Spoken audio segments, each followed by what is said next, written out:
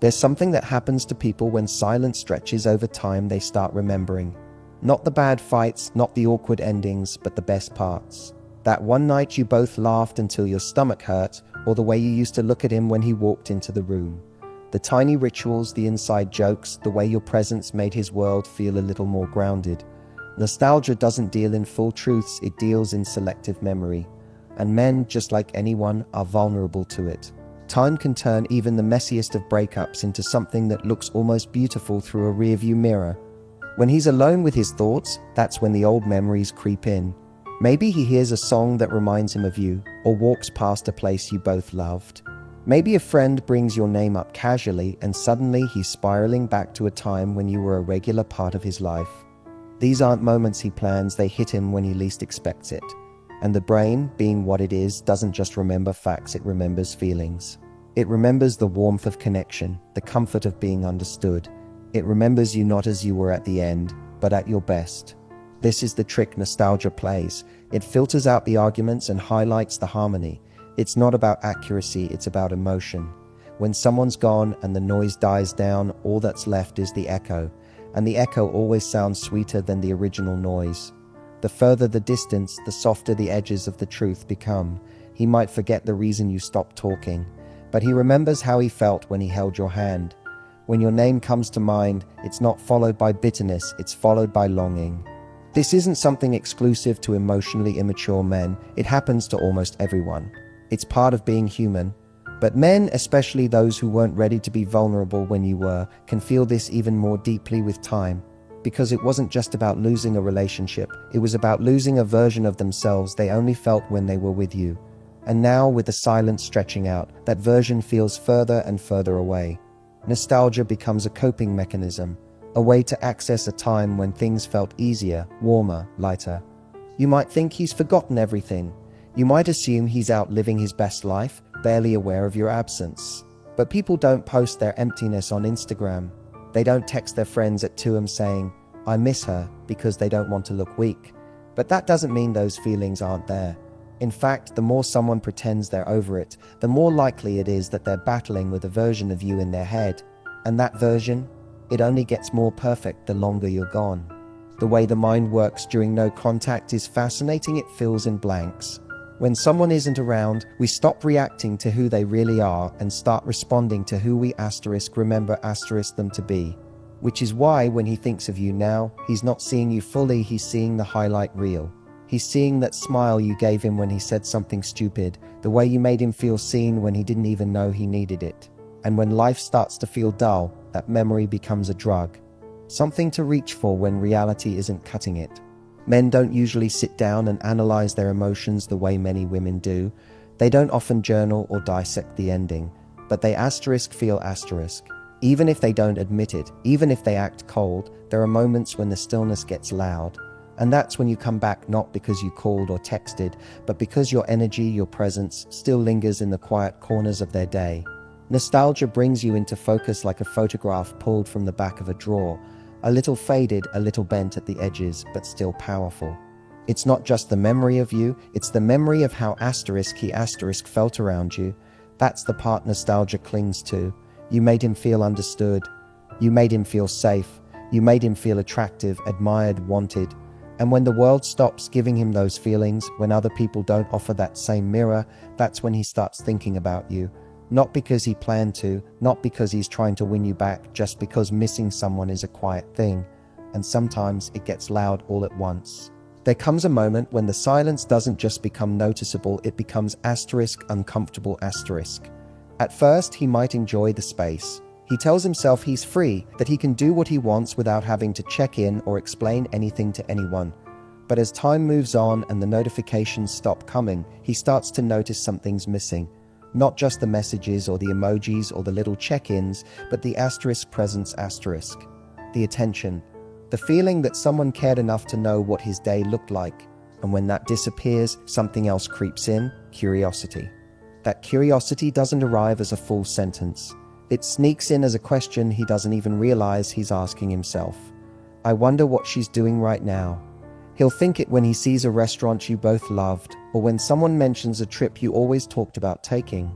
It's not enough to make him act immediately, but it plants a seed that starts to grow every time he reaches for his phone and doesn't see your name. He starts to imagine what your life looks like without him in it, and that idea starts to sting more than he expected. And here's the thing, curiosity is powerful. It's not just about knowing, it's about the unknown asterisk. When you pull away and stay away, you create a space that he can no longer predict. He used to know your schedule. He used to know your moods, your habits, your favorite Netflix shows. Now, it's a mystery, and people don't do well with mysteries that used to be familiar. He starts checking your social media without liking anything. He scrolls through old photos, wondering who's taking the new ones. It's not just about missing you, it's about not knowing you anymore. That gap between what he knew and what he now doesn't know becomes uncomfortable. In his mind, you're not stuck, you're moving. You're living. You're going out, talking to people, maybe even meeting someone new. And even if he doesn't want to be with you, he still doesn't love the idea of being replaced.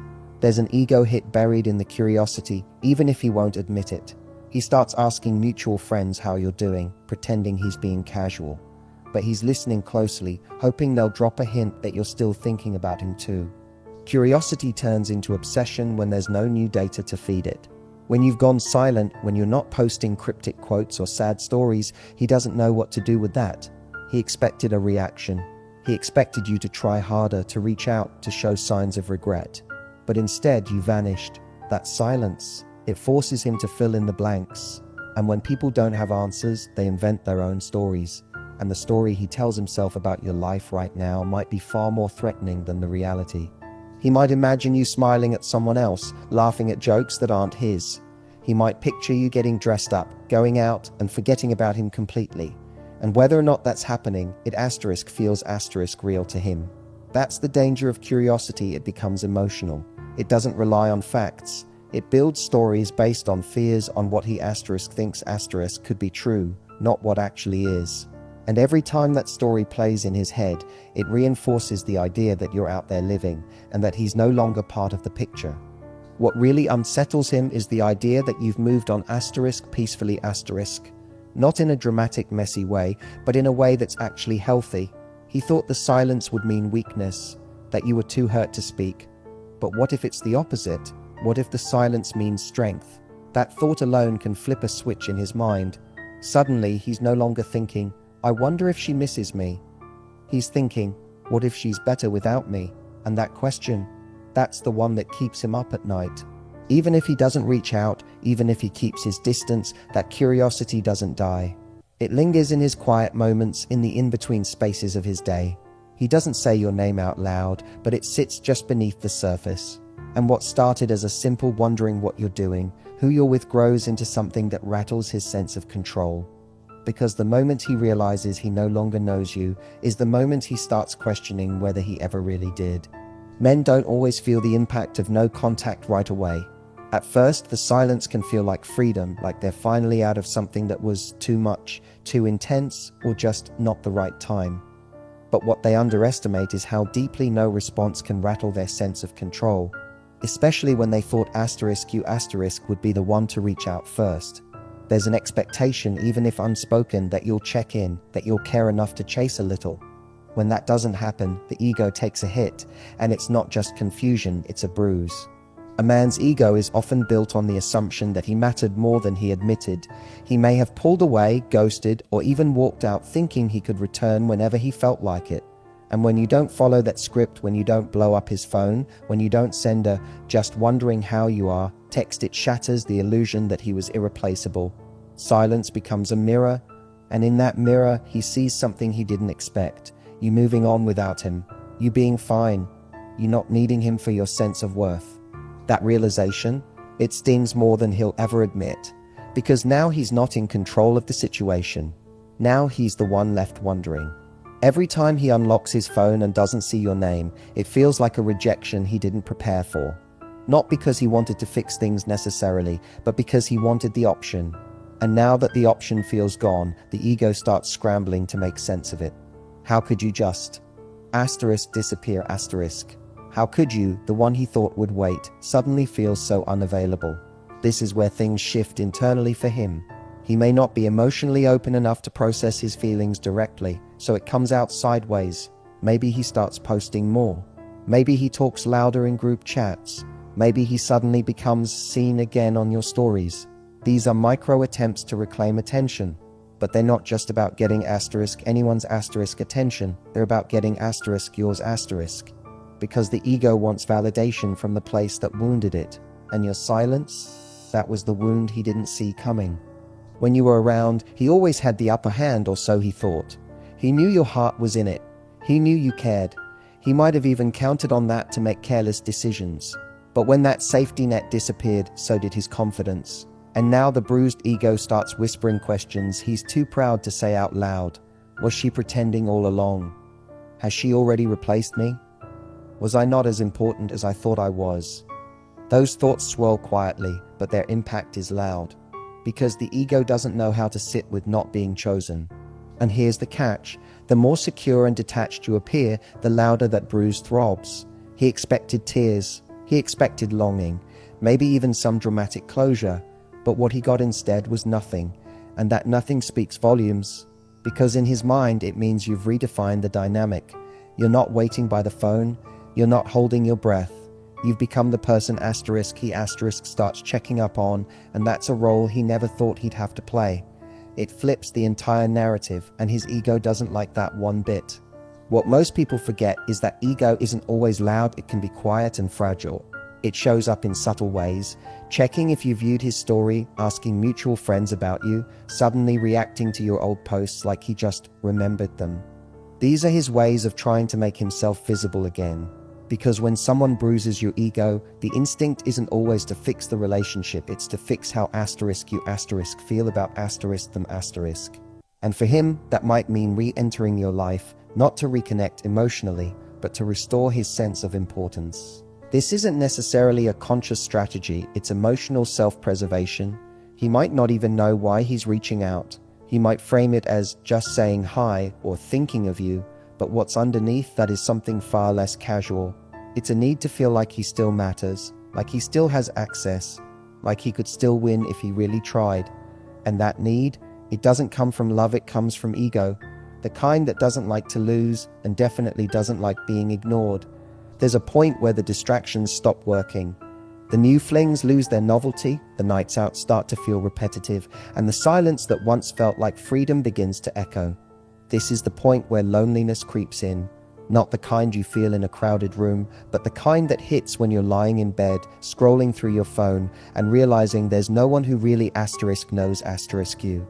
That's when you start to matter again, not because he suddenly had a romantic epiphany, but because he's bored and emotionally unfulfilled. And who shows up in his mind? The last person who made him feel seen. Loneliness isn't always about wanting someone new, it's about missing the familiarity of someone old. Someone who understood his moods, who laughed at his sarcasm, who noticed when he wasn't okay without him having to say it. That kind of connection doesn't come easily, and once it's gone, the void becomes obvious. He might not miss the relationship in its entirety, but he misses the feeling it gave him. The comfort, the routine, the safety net of knowing someone out there gave a damn about his day. And when that disappears, the craving for it returns. What's tricky is that he may not even be aware of how much that boredom is driving his actions. It doesn't show up as a dramatic breakdown. It's more subtle. A random message. A comment on an old photo. A funny meme sent to your inbox at 11:37 p.m. It's the digital equivalent of knocking on your door just to see if you're home. Because in that moment, he's not looking for connection, he's looking for relief. Relief from the stillness. Relief from his own lack of purpose. You were his distraction once, and now in your absence, he's hoping you can be that again. And here's the uncomfortable truth: people confuse missing with missing how they felt when you were around. He may not actually want to rebuild the relationship. He may just want to re-experience the parts of it that filled his emotional gaps. That comfort when life got overwhelming. That validation when the outside world felt cold. That attention that made him feel special, even if he didn't always treat you like you were. And when life feels flat, even he starts wondering where the spark went and whether you were it.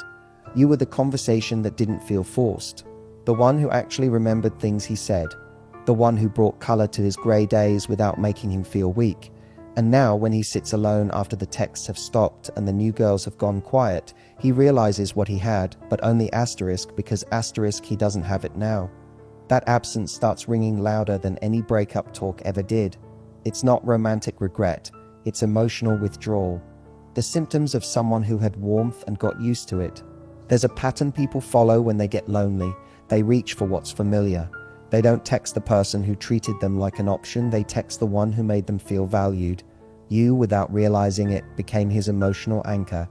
And now that you've removed that anchor, he feels untethered. So what does he do? He circles back, not necessarily to commit, but to plug the hole. And he might not say he's lonely. He might wrap it in casual banter or nostalgia. But if you look closer, the message is there. I don't know how to fill this space you used to occupy. Boredom is dangerous because it masquerades as interest. It can feel flattering when he reaches out, especially after weeks or months of silence. But the question isn't asterisk why asterisk he's reaching out, the question is asterisk what asterisk he's really reaching for. If it's boredom, the conversation will stay surface level. It won't go deep. It'll be all about now, not about what went wrong or what could be rebuilt. That's how you know he's not actually showing up, he's just passing time.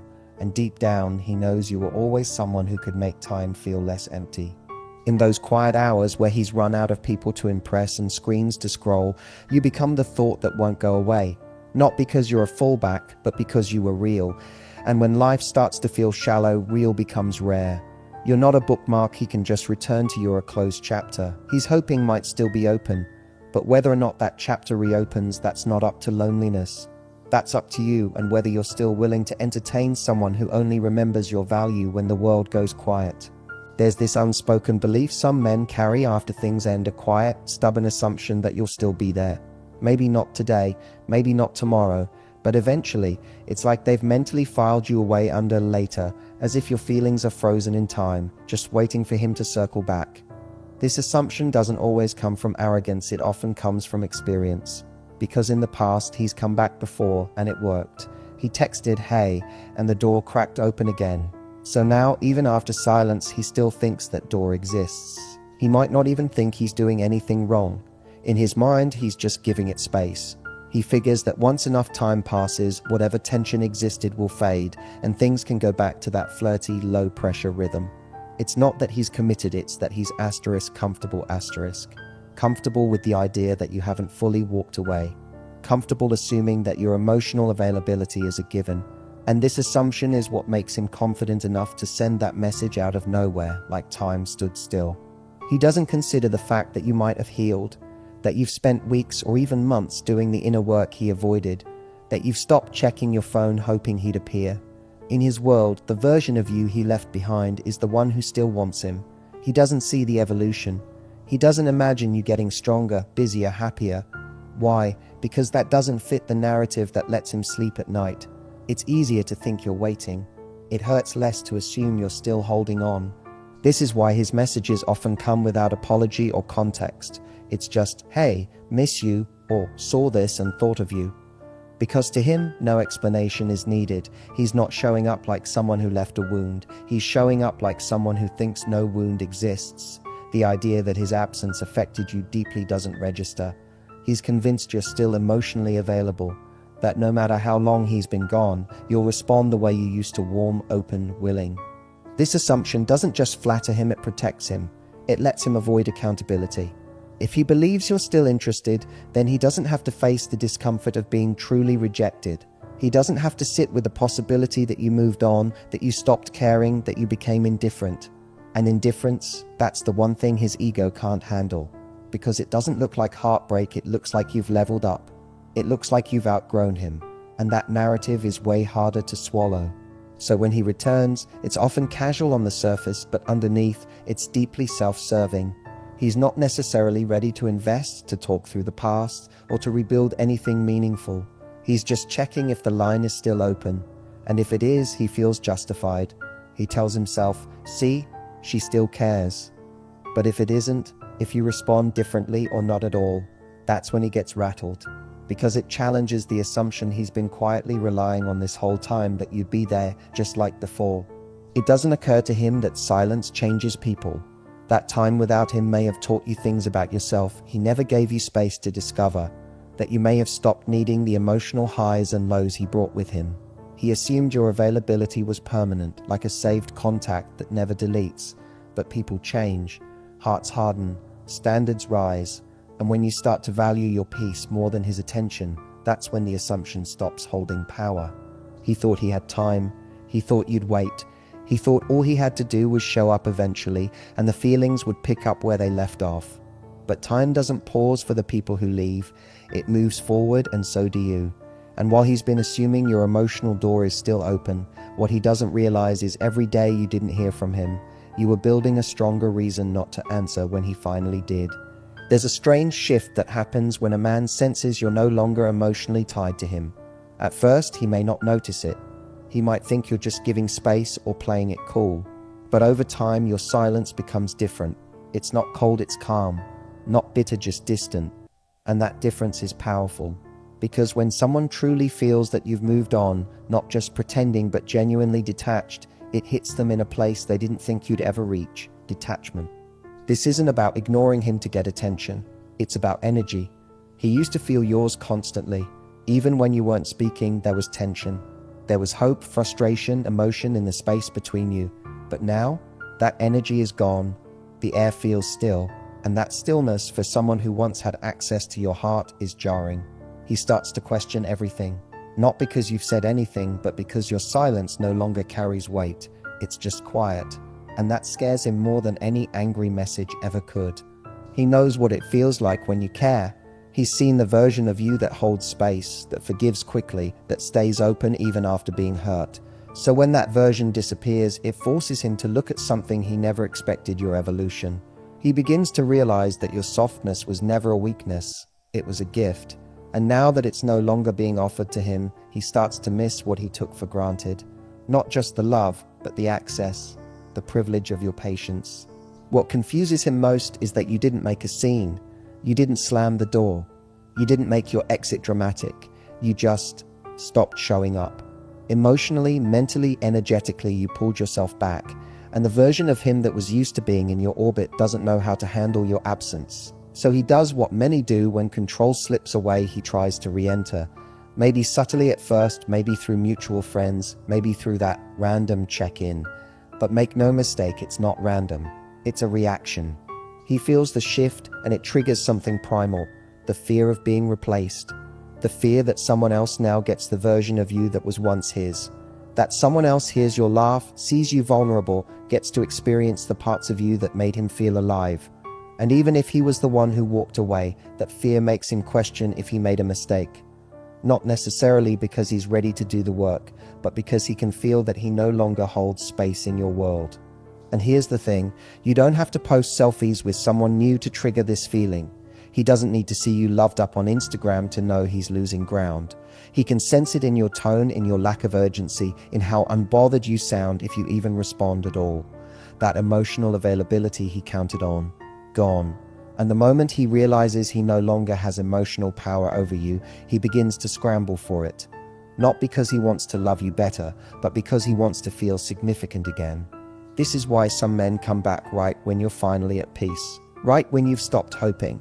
Right when you've made peace with the ending and started seeing your worth clearly again. That's when they pop up, because something in them knows that the moment you truly move on, the door begins to close for good. And this isn't about ego anymore, it's about loss. A loss that doesn't hit until your presence, your love, your attention is no longer a guarantee. That realization stings in a way silence never could. So he reaches out not because he's sure of what he wants, but because he feels the power dynamic has shifted. For the first time, he's on the outside looking in, watching you rebuild, glow, evolve without needing him. And that feeling, that glimpse of your emotional independence becomes the catalyst for his return. Not always out of love, but often out of fear. The fear that you really did move on, that you don't need him to come back. That maybe, just maybe this time, it's actually too late. Some men don't come back because they miss you, they come back because they miss the emotional convenience you provided. You were the safe space, the person who listened when no one else did, the one who offered support without always demanding it in return.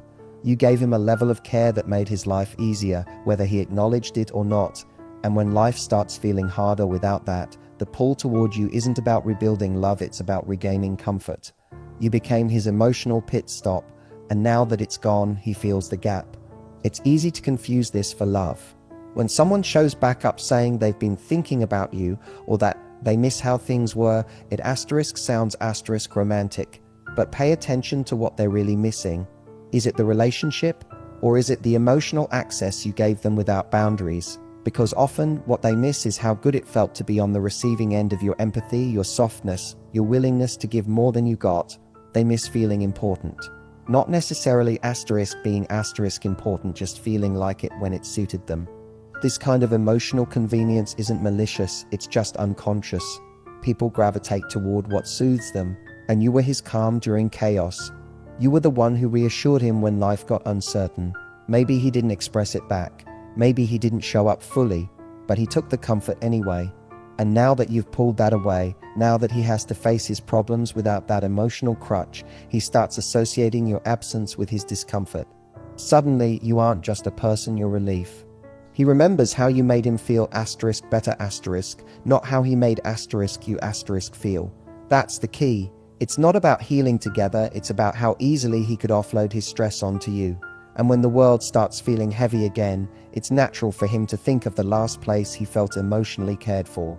That's when he starts reaching out, not with accountability, not with depth, but with surface-level connection. Because he's not looking to build something new, he's looking to reclaim what was emotionally convenient. When he sends that just checking in text, it's rarely about checking in on you. It's checking in on whether you're still there, still open, still available. Still the soft place to land when life is throwing punches. And if you respond the way you used to, quickly, warmly, without questions, he gets his answer. He feels reassured. He may even back off again once his emotional itch is scratched. That's the danger of emotional convenience. It trains you to give your care without receiving commitment in return. You became his emotional home base even when he wasn't showing up as your teammate. You were the one who asked, "Are you okay?" You were the one who tried to understand. Who stayed calm when he shut down, who gave him grace when he didn't earn it. That kind of emotional presence is rare, and he knows it even if he never said it out loud. So now, when that emotional presence is gone, it stings. And rather than build a new foundation elsewhere, he circles back to what once came easily. He doesn't want to rebuild trust, he wants to reuse what's familiar.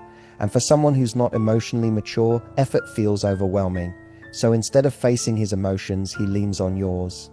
Instead of learning how to self-soothe, he tries to reopen the line of emotional credit he had with you. But this time you've changed. You've become more aware of what was happening. You now see the difference between someone missing you and someone missing how you made them feel . That awareness shifts everything. Because when someone only returns for emotional convenience, they don't come back to give, they come back to take. And if you're not careful, you'll slip right back into that old role, the fixer, the therapist, the supporter. But you were never meant to carry both sides of the relationship. You were supposed to be met halfway. And once you realize that, emotional convenience stops being a compliment and starts looking exactly like what it is, a pattern that needs to end before it begins again.